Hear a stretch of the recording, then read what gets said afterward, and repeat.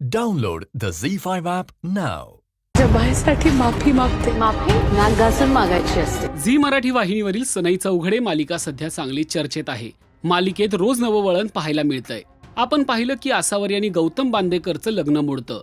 गौतम आसावरीला फसवत असल्याचं सत्य जय आणि शर्वरी मिळून सगळ्यांसमोर आणतात. याच लग्नात आसावरी आणि गौतम खानोलकरचं प्रेम असल्याचं सगळ्यांना कळतं. आपल्या मुलाने एका सामान्य मुलीच्या प्रेमात पडलेलं तेजस्विनीला सहन होत नाही. ती पमाचा अपमान करून तिथून निघून जाते. तेजस्विनीला हे प्रेम मान्य नसतं. तिथे परबांच्या घरी शर्वरी आणि जय पुढाकार घेऊन सगळ्यांना या नात्यासाठी तयार करतात. कारण याआधी परब आणि खानोलकर यांचे संबंध फारसे ठीक नसतात.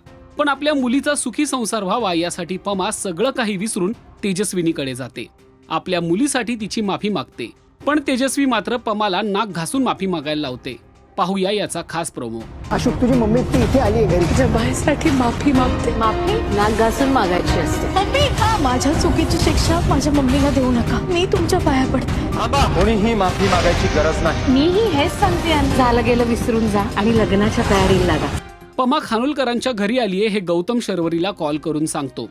शर्वरी देखील आई पाठोपाठ खानोलकरांकडे जाते. पमा तेजस्विनीची माफी मागणार तितक्या शर्वरी तिथे पोहोचते आणि बहिणीच्या संसारासाठी स्वतः माफी मागायला तयार होते.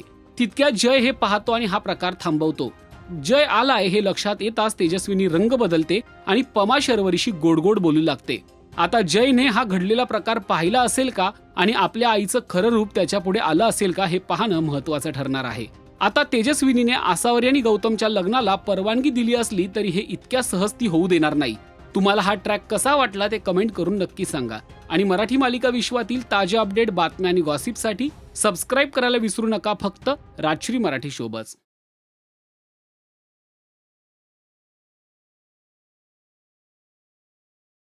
Download the Z5 app now.